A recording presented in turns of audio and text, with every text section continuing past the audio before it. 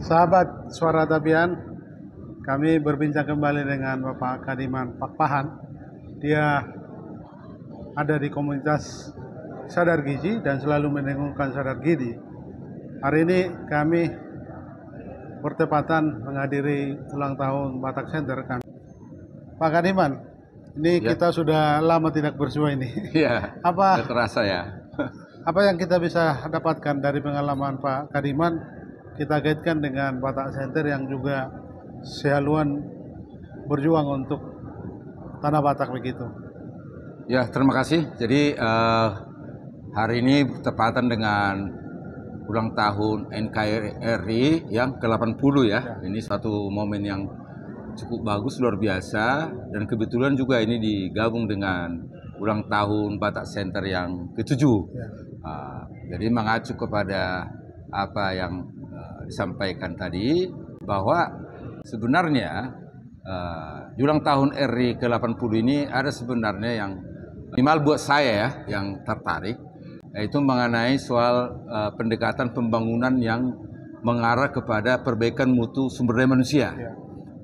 Sebenarnya 4 tahun yang lalu kita sudah menggagas dan juga membuat beberapa contoh ya, pembagian asupan-asupan bergizi kepada ibu hamil, menyusui dan balita, dan begitu juga kepada sasaran-sasaran baik itu di posyandu, PKK, desa, bahkan akhir-akhir ini kita coba dekati melalui tempat ibadah seperti gereja. Nah, itu tentu pergeseran ini coba kita lihat nilai plusnya. Kalau melalui gereja apa nilai plusnya? Tentu nilai plusnya itu di situ ada pembangunan SDM secara lahiriah. Ya. Di situ juga kita harapkan akan ada pembangunan SDM secara rohaniah. Itulah pergeseran itu yang kita lakukan akhir-akhir ini, dan kelihatannya bersambut baik.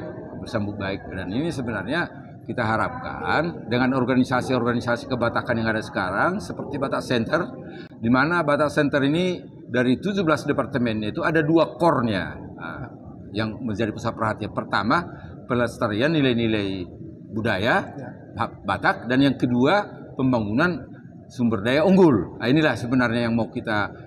Tentu saya ada di patologi sosial, tentu akan lebih fokus kepada pembangunan SDM unggul tersebut. Kira-kira begitulah pengantar sementara. Kan Pak Kadiman berjuang terus untuk asupan gizi yang lebih bagus dan bahkan menggalang kekuatan untuk terus menyediakan telur bebek dan sayur kale ya. Kelor. Dan sayur kelor.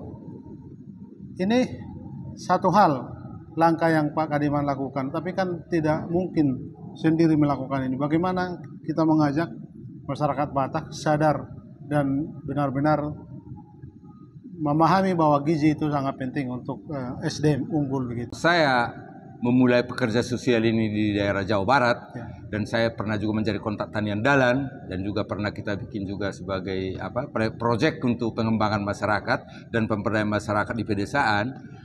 Itu kelihatannya relatif mudah lah ya. Budaya itu lebih gampang kita arahkan bagaimana menerima suatu perubahan. Tetapi kita sebagai orang yang pegiat di bidang sosial budaya, selalu kita berpegang pada suatu asumsi bahwa setiap perubahan itu ya hukumnya penolakan. Tapi dengan penolakan tersebut apakah kita harus mundur? Jangan. Sebagai pekerja sosial itu kita anggap pekerja sosial itu adalah pekerjaan mulia. Sehingga ini kita coba, kebetulan belakang ini saya lebih banyak fokus terlibat di organisasi-organisasi Batak. Memang ada organisasi yang lain seperti Pemuda Pancamarga, Angkatan 45 gitu. Tapi saya coba mengarah kepada Bonapasugit sebagai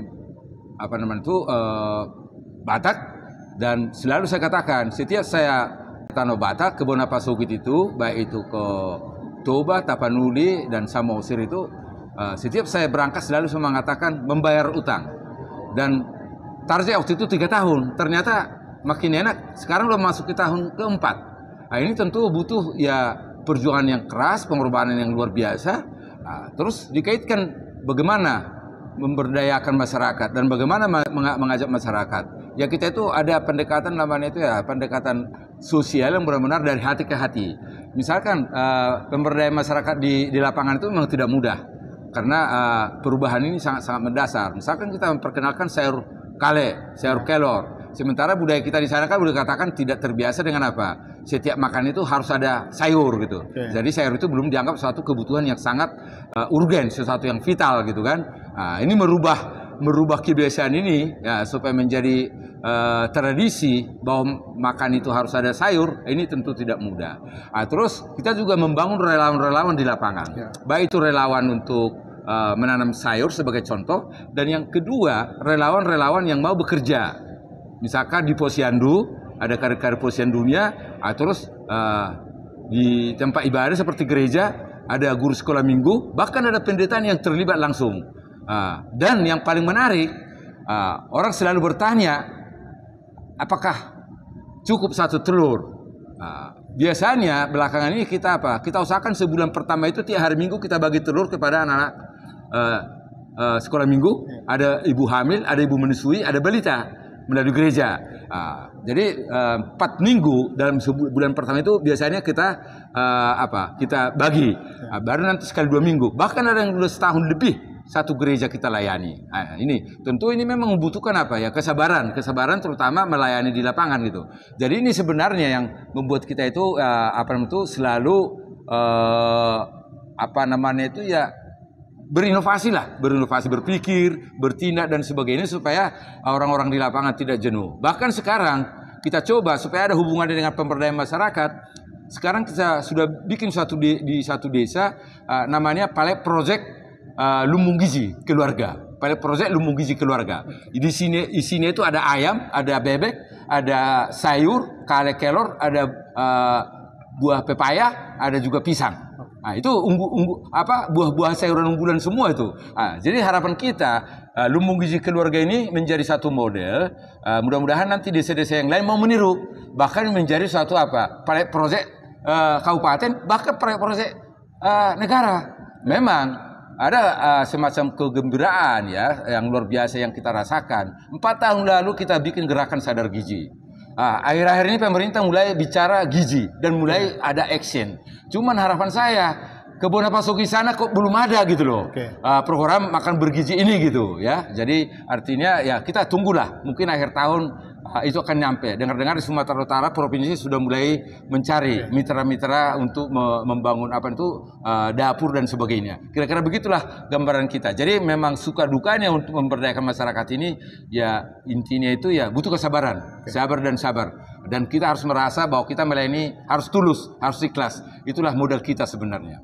Pak Kadiman tadi sebut membayar utang ke Bonapasuki dengan membantu mendengungkan pentingnya sadar gizi ini. Sudah 4 tahun sudah dilakukan. Tapi bagaimana pendapat Pak Kadiman?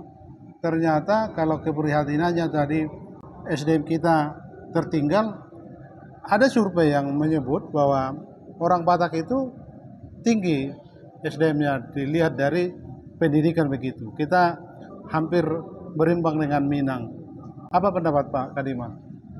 Sebenarnya kalau anak-anak di Bonapasuki memang akhir-akhir ini sudah mulai ada kemajuan ya. Kalau saya lihat lulusan SLTA yang masuk perguruan tinggi negeri ada peningkatan. Ada peningkatan. Ini tentu satu tanda baik ya. Karena bagaimanapun kemajuan suatu negara itu harus ditentukan dari seberapa besar dia menguasai ilmu pengetahuan dan teknologi. Ilmu pengetahuan dan teknologi ini harus lahir dari manusia-manusia unggul. Itu udah pasti tuh. Itu. Jadi kalau kita ingin memajukan bangsa ini ciptakanlah manusia-manusia unggul yang menguasai ilmu pengetahuan dan teknologi. Kita memang termasuk suku Batak ya. Kalau dilihat dari porsi atau persentase sarjananya termasuk tertinggi 18,02%. Tapi saya masih melakukan satu kajian survei, apakah 18,02% ini dominan di bidang sains, ilmu pengetahuan teknologi, atau dominan di bidang humaniora, sosial? Ini. Apa bedanya kalau itu pun misalnya humaniora yang banyak sarjananya, apa bedanya dengan sains? Saya udah katakan tadi pengantar. Kemajuan suatu daerah, kemajuan suatu negara, terutama negara itu dia harus mengutamakan penguasaan ilmu pengetahuan dan teknologi. Karena dari situ udah lahir semua inovasi, invention atau penemuan dan sebagainya. Humaniora itu dari segi pembangunan karakter memang itu harus sejalan. Jadi kecerdasan intelektual, kecerdasan sosial, kecerdasan emosional, ya itu memang harus saling isi mengisi. Cuman kan ada semacam pengkutub-kutupan gitu, seolah-olah bidang ini lebih hebat, bidang ini lebih hebat. Padahal sebenarnya harus satu kolaborasi. Jadi yang saya katakan menciptakan kesejahteraan itu memang harus punya kebutuhan jasmani dan kebutuhan rohani.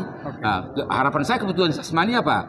Kecerdasan yang meningkat yang dikedepankan. Kebutuhan rohani ini apa? Karakternya makin bagus. Itu harapan saya. Kalau kita bandingkan tadi sains, arahnya kan teknologi. Teknologi itu selalu membawa perubahan, dan bagaimanapun kita melihat sejarah tidak pernah teknologi itu mundur, dia terus maju, walaupun dikritik. Sekarang kita juga berjuang di digital begitu, orang berlomba-lomba digital. Sebenarnya AI juga menjadi ketakutan tersendiri untuk berbagai profesi begitu. Apa himbauan Pak Kadiman agar kita juga sadar SDM ini kan terus harus dipacu dengan teknologi? Ya, itu mau tidak mau ya, suka tidak suka memang harus berbasis teknologi. Tetapi dalam proses menuju ke sana, bahwa teknologi itu apakah dia sebagai ilmu, apakah teknologi itu nanti sebagai terapan, hasil terapan ya, pada umumnya teknologi itu terapan. Ilmunya, dasarnya itu ilmu sains, baru lahir teknologi, itu sebagai ilmu terapan. Itu harus ada. Jadi proses kesananya, jangan istilahnya itu gampang, jangan mudah. Kalau kita kembali melihat dari proses pendidikan, dulu itu bukan kita anggap ya, Finlandia itu salah satu negara kiblat pendidikan. Mereka itu sekarang udah tidak berbasis pendidikan itu, proses pendidikan tidak berbasis teknologi lagi, malah berbasis apa? Manual.